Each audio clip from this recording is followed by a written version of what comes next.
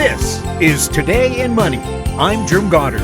My guest is Mark Leibovit, editor and publisher of the Leibovit VR newsletters, also known as VRtrader.com. He's speaking to us from Arizona. Welcome back. Glad to be here, Jim.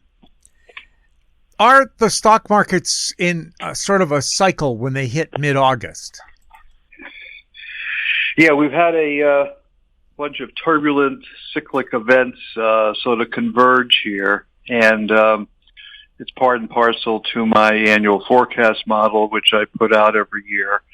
As you recall, last week we talked about the August 12th solar eclipse, which we just passed yesterday. We had the full moon. We have a whole series of natural disasters that have been unfolding here. Yeah. It's really sort of crazy.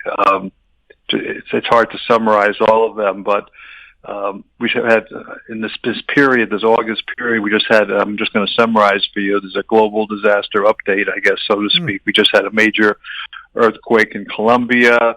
That was today, in fact.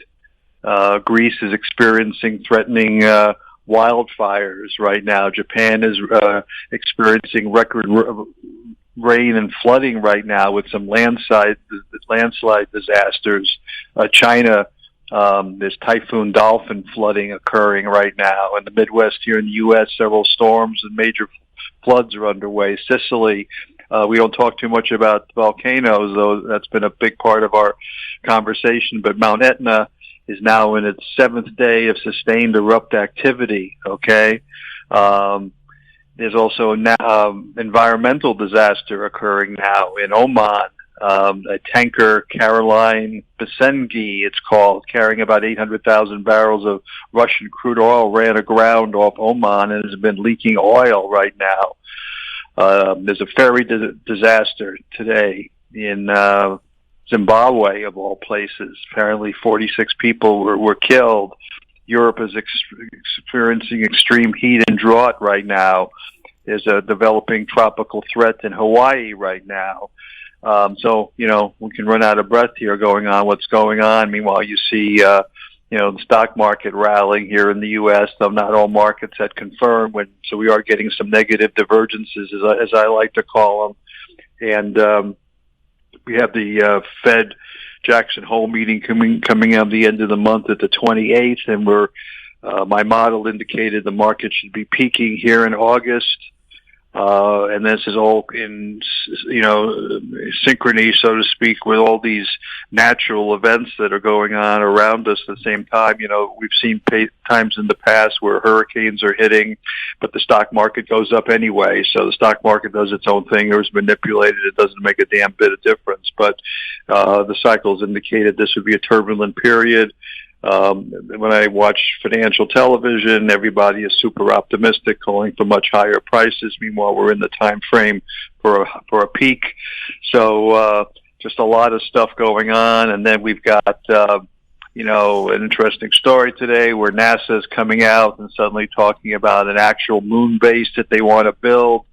The truth is we've been on the moon. We've had a base there for many years. There's been a huge cover-up, and we could spend an hour about the secret space program that exists and all the documentation that I have here that's been reported over the years about our secret fleet of operations and what's going on. So another big lie, here with NASA admitting something which has already been done, and on and on and on. So I bring that up because it's sort of geocosmic in a way, but it's part and parcel to the, government cover-up that's been underway for decades. So many things related to space and our secret space operations.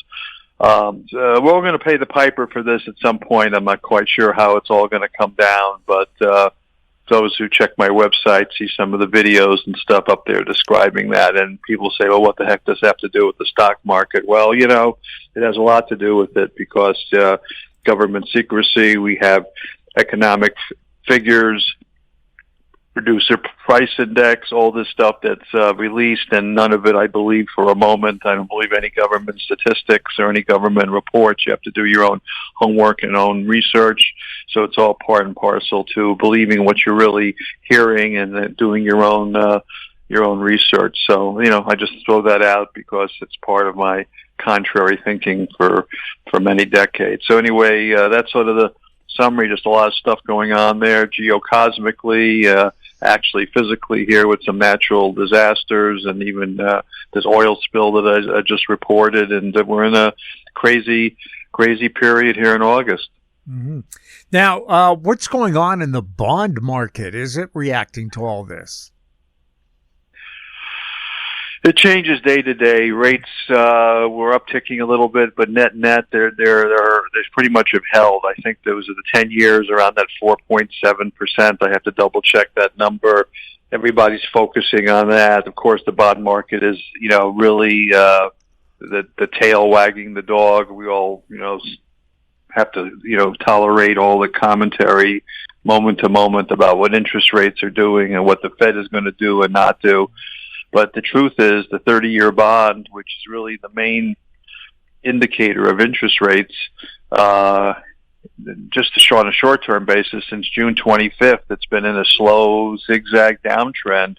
And when the bonds are downtrending, that tells you what's happening. It tells you that rates are sort of upticking here a little bit. So I guess the bond market really didn't believe, Kevin Warsh and what he was saying about stability in the economy and his new plan for interest rates or no plan for interest rate changes.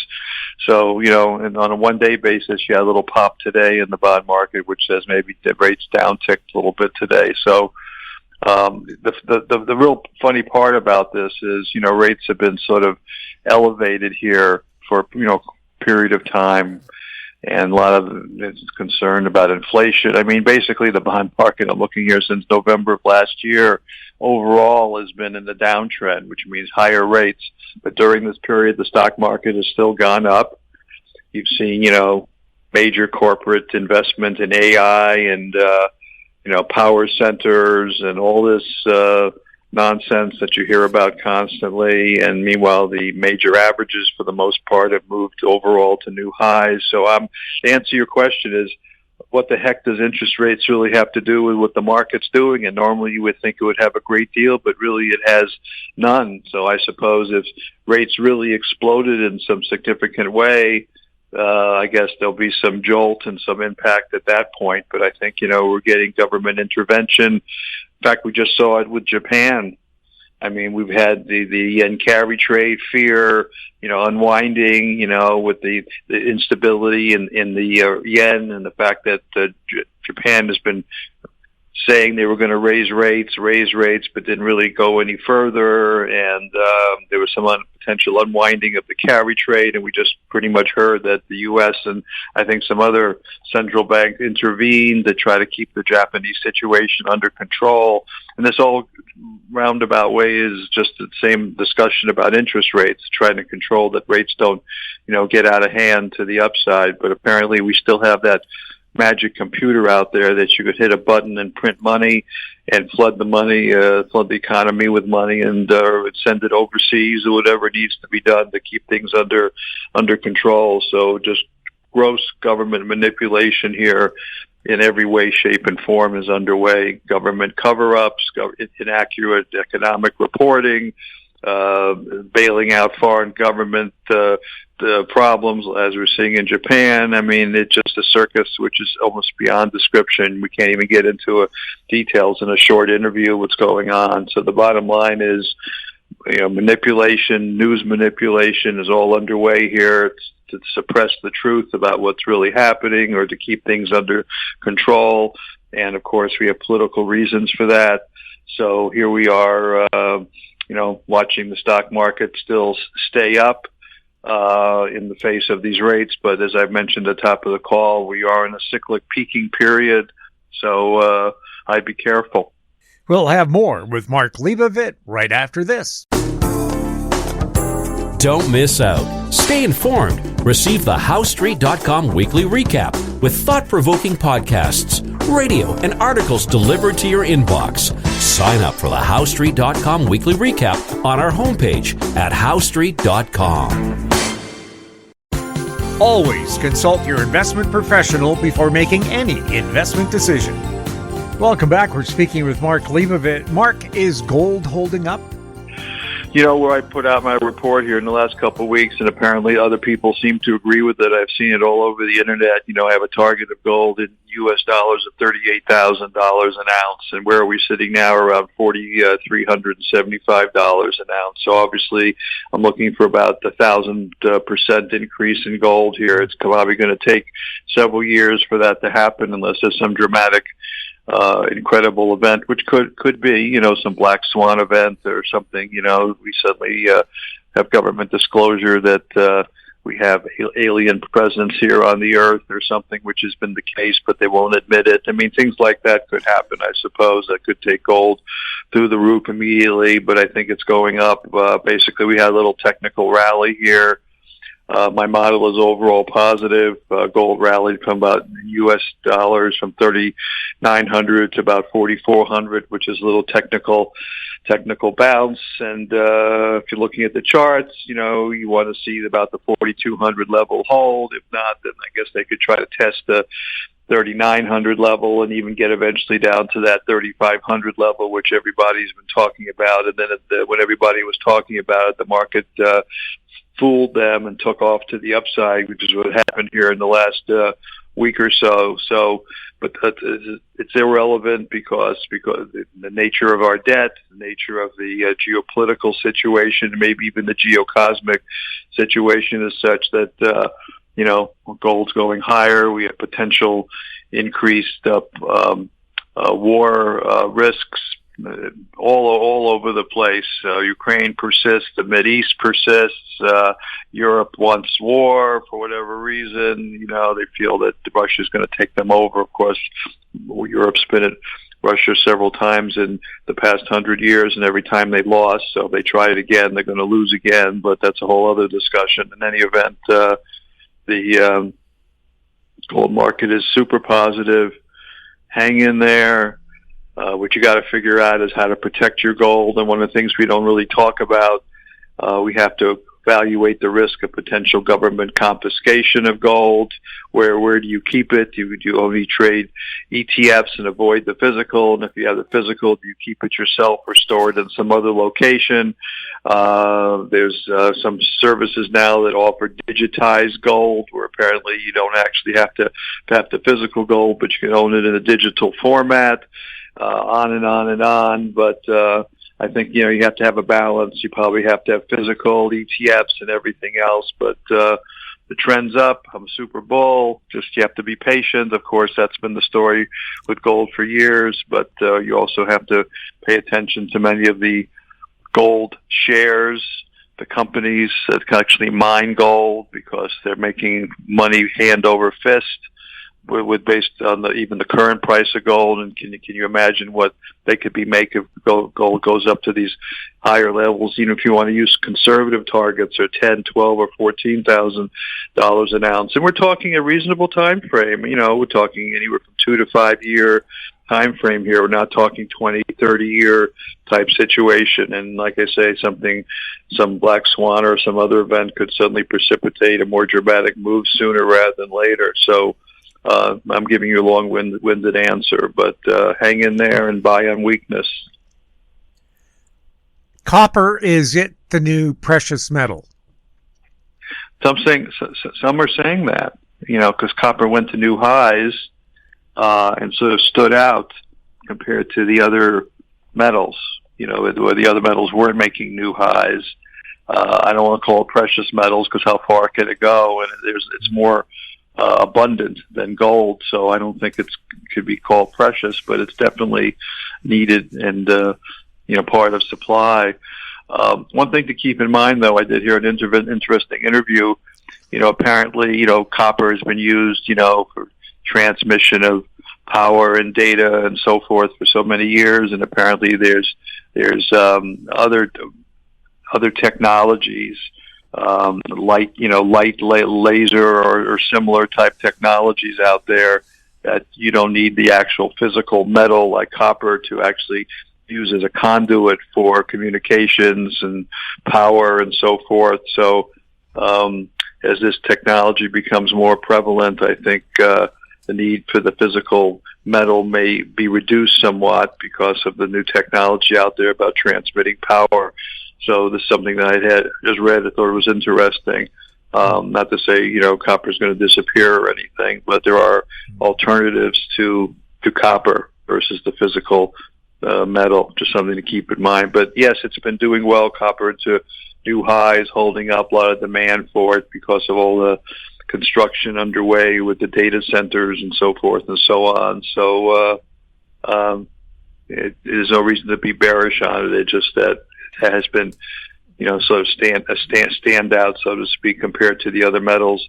When you compare it to platinum, palladium, gold, silver, and others, which are all needed in the technological process, but maybe we didn't have enough copper around. Maybe the suppliers were caught short-handed, and it really forced prices up at a time when demand increased unexpectedly. So that might explain why it outperformed the other metals. Do you think there's going to be a huge backlash against all these AI data centers because of the amount of energy they use and water? There already has been. Mm-hmm.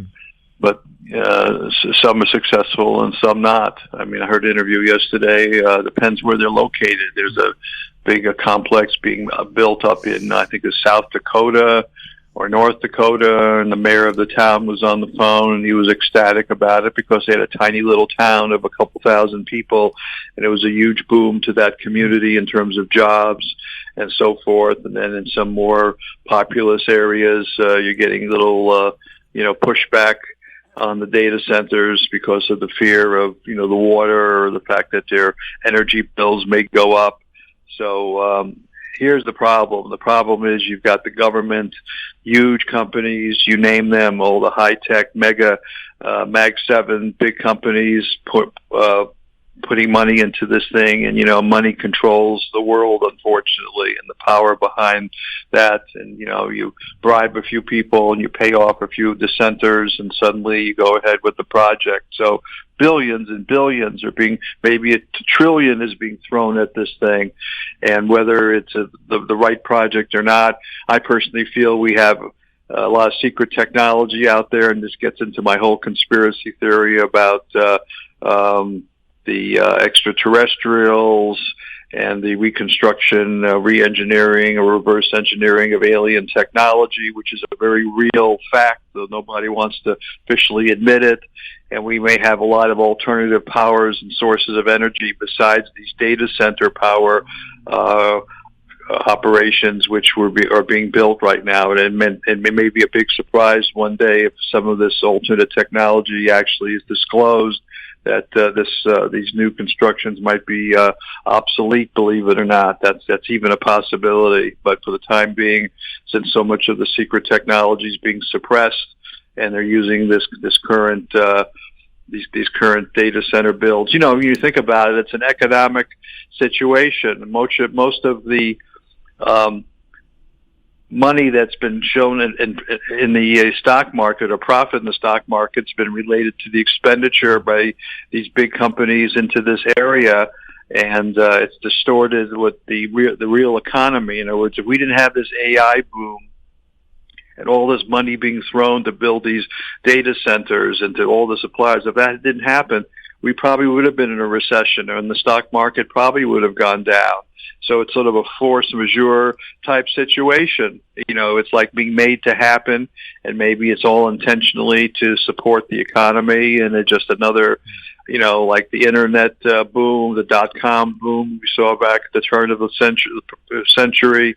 It's just another big phase that we're going through, and it's a lot of money being thrown at something, and it's in a way a big form of financial and industrial manipulation underway. So we just say, hey, let's build these things and spend a lot of money, and we can support the economy and give people work, and let's do it. Whether it's the ultimate or right thing to do, only time will tell. So I'm skeptical about it, honestly. I just think, did we need all this these data centers, and do we need to really spend all this money, and is there really alternate technology that could have been employed that we didn't have to actually build these things? So there's a whole other discussion level here, and I guess I'm just a cynic, having been in the stock market for almost over 50 years, and watching all the manipulations of both news stories and economic reports and companies lying about what they're doing or not doing. So, I'm always a skeptic about it, but the reality is it has worked for them. The market has gone up, money has been spent, and we're all going to find out whether it was the right thing to do or not. But to answer your question, honestly, Jim, the powers that be are making it happen, and I guess groups of people could complain about it and try to stop these projects going forward. But ultimately, I think the powers that be are too strong, and they have the will to make it happen just with the power of money. Well, the big worry is that China will get ahead in the AI race, and whoever wins it wins the world's economy. I don't even know if you can believe that story. Is China really ahead of us? Did they steal our technology? Well, they're good at that. Did it make a difference? Yeah. I mean, what does it mean anything different if they're ahead or not ahead? I mean, are we really their enemies? Enemies as is being portrayed. Some feel they are, some feel they're not. There's books written about how they want to conquer the world, take over the U.S. They've gone into Canada and taken over apparently a certain portion of the political control in Canada. I read that there was military operations by China in Canada, for example. They were condoned by your prime minister. All these theories and speculations about what the result of all that could be. Are they really the enemy, or it makes no difference anyway? I mean, we go on and on about all this. I don't know what to believe. All I know is when I visited China a few years ago, I've been there a couple times. They're so far in advance over the U.S. in terms of infrastructure and cleanliness, and it's just over the top. I mean, when I went there, everything is brand new and clean, and the streets are clean, and it's just like a sparkling city of the future. And that you can imagine in your imagination. When I went there, all the city, everything's just spick and span and new and beautiful. The roads, the highways were perfect. And here you drive in the U.S. and the roads are dirty, and there's slums, and there's all this. Of course, you could say they had some pollution because they didn't like the idea of cleaning their air as much. And there's in Shanghai and others did experience pollution, but for the most part, the whole cities that I saw, it was just remarkably unbelievable. It was like a new world. So when you look at that, you wonder, is everything about China so bad? I don't believe in communism, but on the other hand, you have a lot of capitalists making a lot of money in China. So you've got pseudo-communists in a way, because they're out to make a profit at the same time. They want to control people. But when you look at China and the progress they've made and the condition of the infrastructure and so forth, compared to what you see more or less here in the U.S., and I guess a portion of Canada or other parts of the world, it really is remarkable. So I was really impressed when I was there. I mean, it really stood out as something special. So anyway, whether they beat us at AI or they don't beat us at AI, or whether that's even a true story, you have to even question all that. I mean, the bottom line is they're all looking to gain power and money, and they all could be in cahoots. They all could be working together. And just think about how we supposedly had an adversarial relationship with the Soviet Union and the Russians. Meanwhile, we're sharing cosmonauts and astronauts in the space station, and we're working together on space projects and all this other stuff. At the same time, supposedly there are mortal enemies, and everybody hates the Russians, and turns out that's a bunch of nonsense, because on a higher level, on a technological level, we are working together. So you really can't believe the news. What's really happening is so far above what we really hear and know. It really is it is really remarkable. And we can get into all these other discussions, which you'll probably get our listeners to hang up, so I'm not going to pursue it any further. Well, Mark, no one's censoring us, at least we don't know if they are once we post it online. Maybe they are.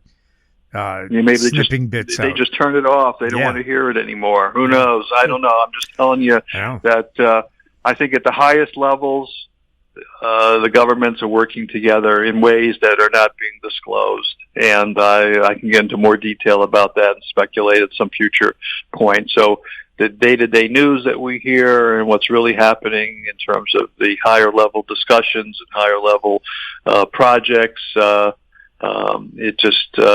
really is frustrating because, it's all a question of crowd control, mass control, media control. It's all part and parcel to governments, the way they operate. So here we are as mortals here trying to figure out what's really happening and trying to make a living and stay healthy and live our lives out, because obviously we can't do much to make the changes that we'd like to see change. So we'll just have to leave it at that. Mark, always fun chatting with you. Have a great week. We'll talk to you next week, Jim. Thank you all for listening. Thank you for being on Today in Money. My guest has been Mark Leibovit, editor and publisher of the Leibovit VR newsletters, also known as vrtrader.com. He was speaking to us from Arizona. You can find us on X at House Street. Our YouTube channel is Talk Digital Network. Questions or comments for the show can be sent to info@housestreet.com. We're also on Facebook. I'm Jim Goddard. Thank you for listening. Comments made on Today in Money are an expression of opinion only and should not be construed in any manner whatsoever as recommendations to buy or sell any financial instrument at any time. Today in Money is a production of House Street Media Incorporated. Executive producer, Tom Allen.